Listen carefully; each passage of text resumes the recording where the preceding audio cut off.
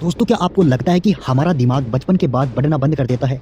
अगर आप भी ये सोचते हो तो आज का ये वीडियो आपकी सोच बदल देगा। यह आपकी ही गलती नहीं है, बल्कि हमारी सोसाइटी में 80% से ज़्यादा लोग ये सोचते हैं कि यार मेरी उम्र तो अभी 50 साल से ऊपर हो गई है या फिर 40 साल से ऊपर हो गई है, अब मैं क्या ही सीखूंगा या फिर क्या ही पढ़ूंगा।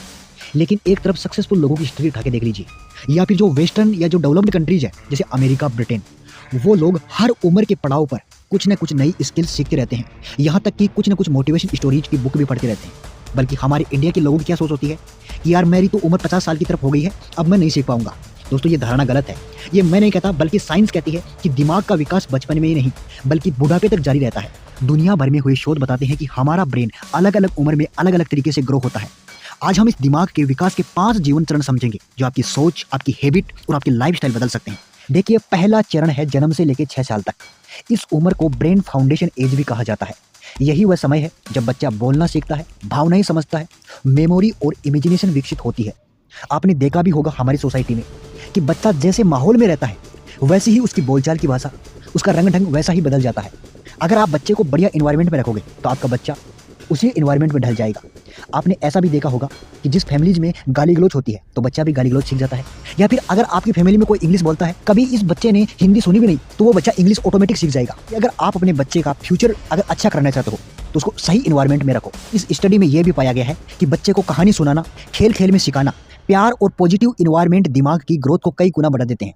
अगर आपकी फैमिली में झगड़े ज़्यादा होते हैं तो बच्चे के दिमाग की जो ग्रोथ होती है उस पर इफेक्ट पड़ेगा। दूसरा चरण है 7 से लेकर 31 साल तक। अब दिमाग तेजी से मैच्योरिटी की ओर बढ़ता है। देखिए, इस उम्र में आपका दिमाग डिसीजन मेकिंग स्किल्स, सीखने की क्षमता, क्रिएटिविटी, डिसिप्लिन और फोकस में स्ट्रॉन्ग बनता है। यही समय कैरियर, हैबिट बनाने और पर्सनैलिटी सुधार का होता है। जो लोग इस एज पर पढ़ते हैं, सीखते रहते हैं या गोल्स पर काम करते हैं, उनका दिमाग लाइफ भर एक्टिव रहता है। और यही वह चरण है जब आप ना तो पढ़ाई पर ध्यान देते हो, ना ही कुछ स्किल्स को सीखते हो और ना ही अपने गोल पर काम करते हो। आपकी लाइफ, आपका फ्यूचर आगे जाकर डगमगा सकता है।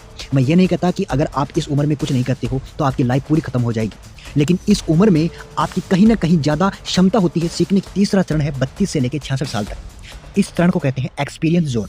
इस फेज में दिमाग अनुभवों से सीखता है, बुद्धिमत्ता बढ़ती है, इसके अलावा इमोशनल कंट्रोल बेहतर होता है।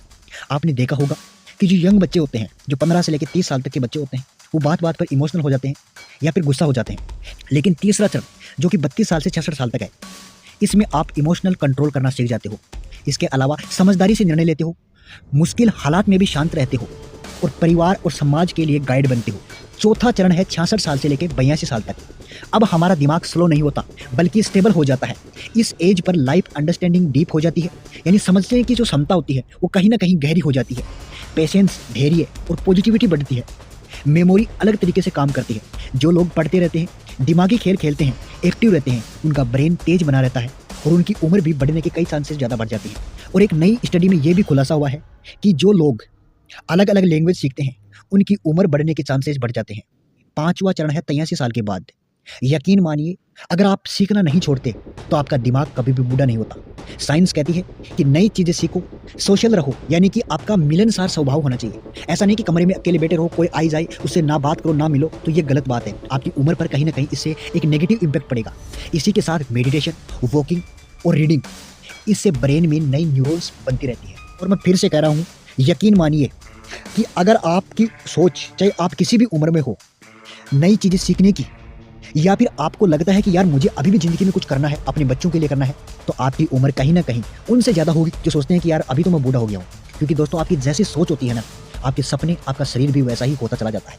तो अगली बार अगर कोई आपसे बोले कि अब आपकी उम्र हो गई है, अब आप क्या सीखोगे, तो मुस्कुराकर कहिए कि दिमाग अभी भी बढ़ रहा है और मैं भी। दिमाग बूढ़ा नहीं होता, बस हम सीखना बंद कर देते हैं और कहीं ना कहीं इसका योगदान हमारी सोसाइटी से भी आता है। अगर ये वीडियो आपको इन्फॉर्मेटिव लगा हो तो दोस्तों, इस वीडियो को लाइक कर दीजिए और अपने परिवार, अपने फ्रेंड्स के साथ जरूर शेयर करना। और कमेंट में लिखकर बताइए कि आप किस उम्र के चरण में हैं और इस वीडियो से आपने क्या सीखा।